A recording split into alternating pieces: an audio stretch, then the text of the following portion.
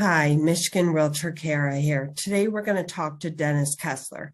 Now, his family started an auto parts company that sold to Federal Mogul in the 1990s for over $700 million. Now, most people would think you sell your family business, you just retire. Not Dennis, not his family. His family went on to continue to change people's lives for the better.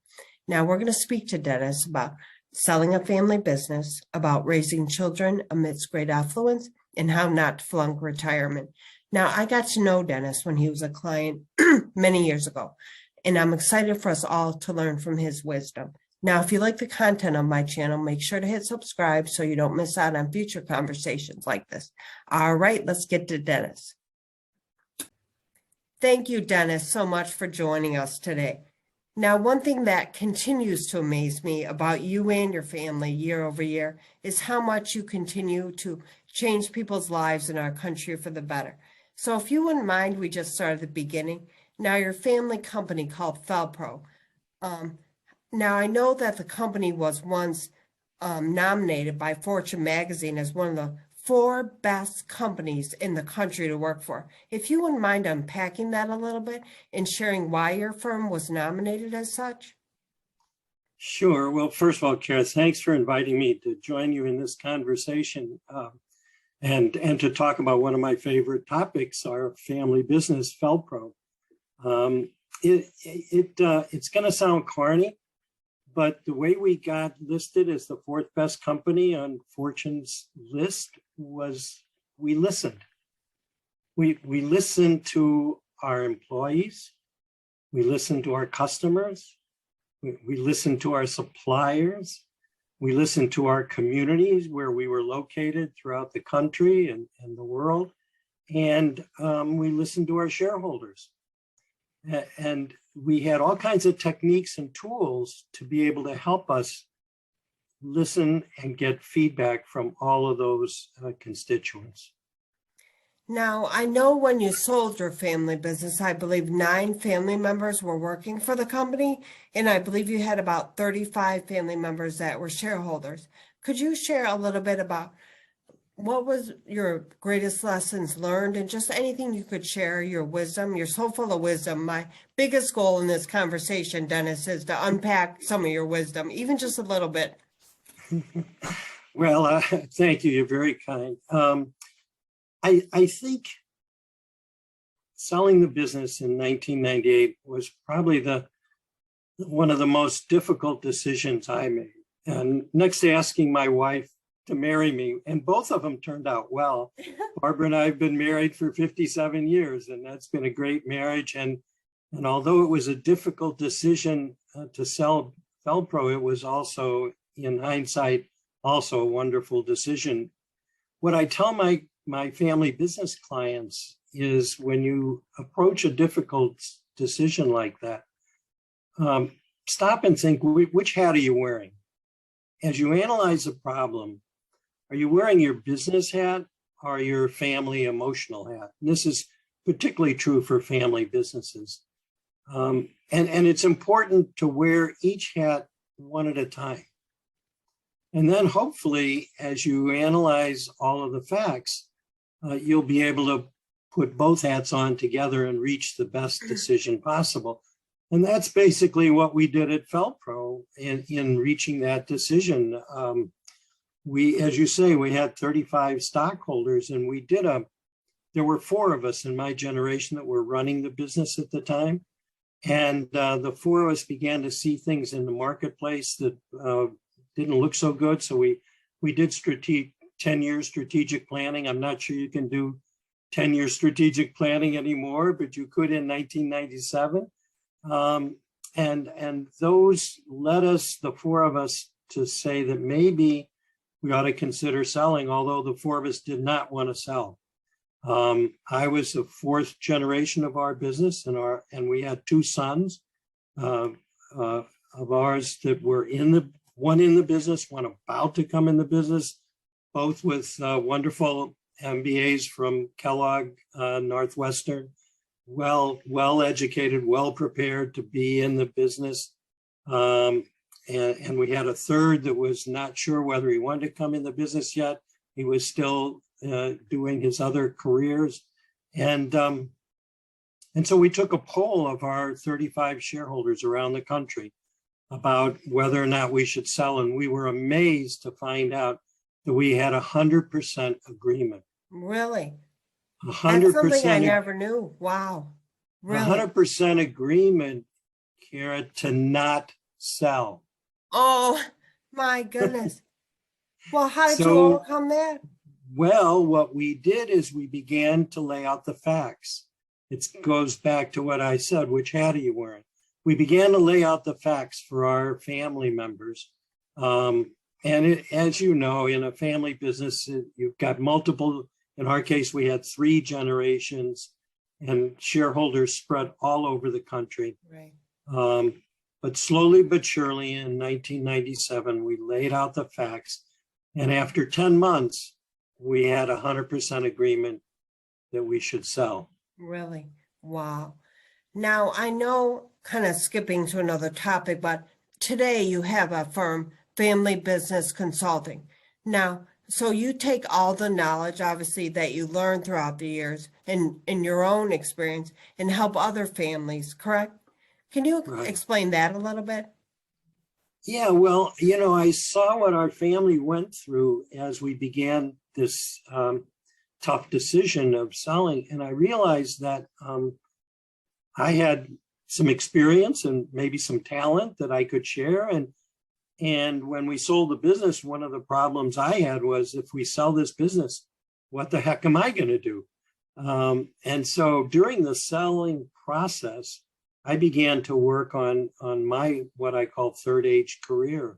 And what we found was that maybe I could open up my own business and do family business consulting. And that's what I did. So I've been doing that for 24 years. And basically, I help families transition from one generation to the next. Transition planning is very important and very difficult. I tell people I'm prejudiced, that I believe in family businesses. So I come in with that prejudice in mind. But if it's not right for you, I will help you wrestle with the tough decision to sell. And I basically try to help them reach consensus on transitioning to the next generation, strategic planning, conflict resolution, and basically trying to reach consensus amongst the shareholders as far as a path to go forward and be successful. Amazing.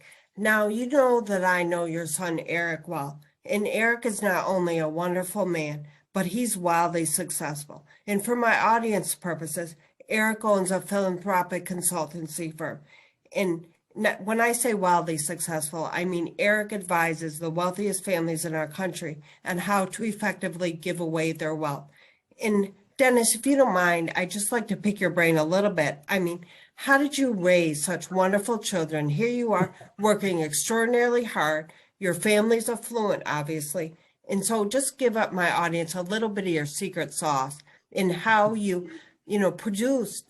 I mean, I can't imagine, and just how wonderfully they all turned out. Well, you're very kind. The secret sauce is my wife, who was my partner, and we had a lot of luck, I think, and we did some things right. Basically, we have 3 sons. Eric is one of our 3 sons. All 3, after we sold Felpro, have been very successful entrepreneurs. Yeah. And of course, we're very proud of Eric and Arabella Philanthropy Advisors. We're also proud of our other 2 sons and their businesses. Basically, I think you have to have a lot of luck and maybe a little skill. So we've been very fortunate. Now, I don't know if I agree with the luck part. Is the truth, Dennis? I put a lot of faith. I've seen lots of families where you don't understand why it didn't go right. They did all the right things. Sure. So we're happy and very appreciative of the luck we had and maybe the skills and the success. So that's what I attribute it to. Yeah, basically it's it's all about values.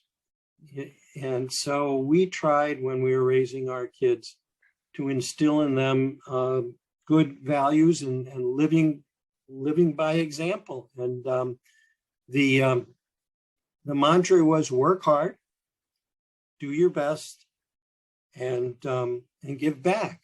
If you live by those three principles, hopefully life will turn out all right. And it has for my wife and I, and for our three sons and their wonderful wives, all from different backgrounds.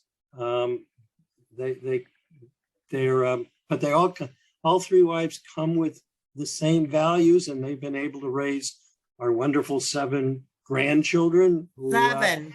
Wow. They all seem to have turned out really well so far with kind of the same values. So we thank our luck and God and anybody else that'll help us to do well.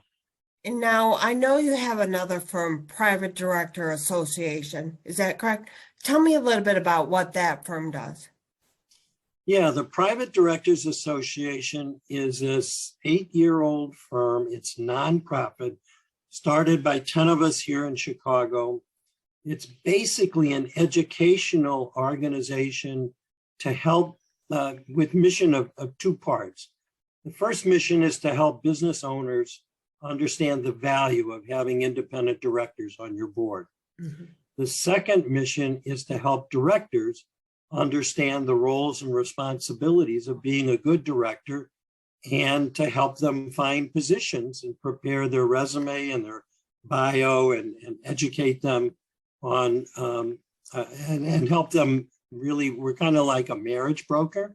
We help businesses find good quality directors and directors to match up with them. We started, as I said, 8 years ago in 2014 here in Chicago. We now have about 3,000 members nationwide and chapters in 22 cities around the country. We have all kinds of educational programs, webinars, in-person meetings in our chapters around the country. So, and we have a placement service where we will list board openings. And some of this has to do with family offices as well, although we focus primarily on private company boards.